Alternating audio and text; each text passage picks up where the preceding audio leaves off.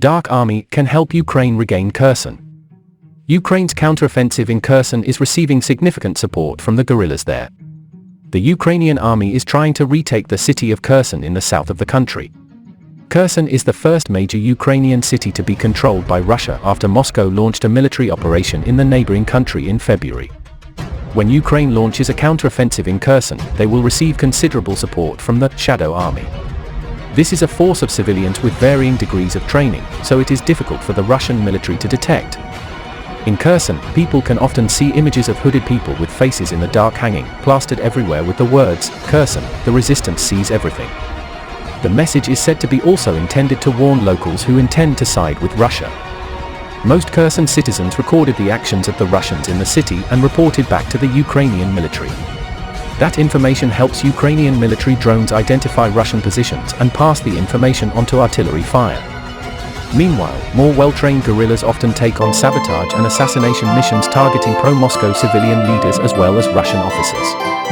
The history of Ukraine shows that its people are capable of waging a guerrilla war as protracted as during and after World War II.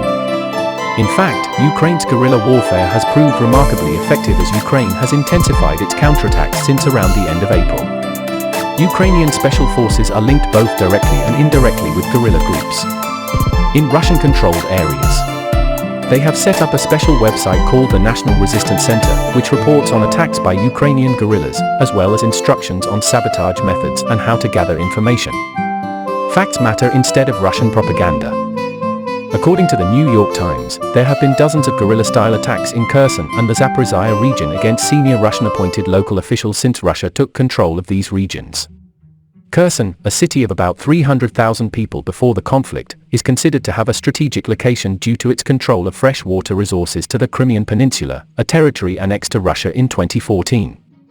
After the events of 2014, Ukraine cut it off. Supplies 85% of fresh water to Ukraine. In addition, Kherson also has a strategic location that could become a springboard for Russian forces to attack the southern port city of Odessa, allowing Russia to establish a land corridor from eastern Ukraine to Crimea. The recent strong counterattacks of Ukraine forced Russia to change its tactics and focus its forces on the south. Pravda quoted local residents in the Ukrainian city of Melitopol, now controlled by Russia, as saying they had seen convoys of Russian military equipment flocking to Kherson in recent days. There are 3 to 4 convoys passing by every day. They run through the city center as well as the suburbs. Each convoy carries 20 to 30 military equipment including a variety of weapons, from tanks to vehicles, amphibious assault vehicles and infantry fighting vehicles. There are also armored weapons and infantry soldiers, Melitopol Mayor Ivan Fedorov said over the weekend.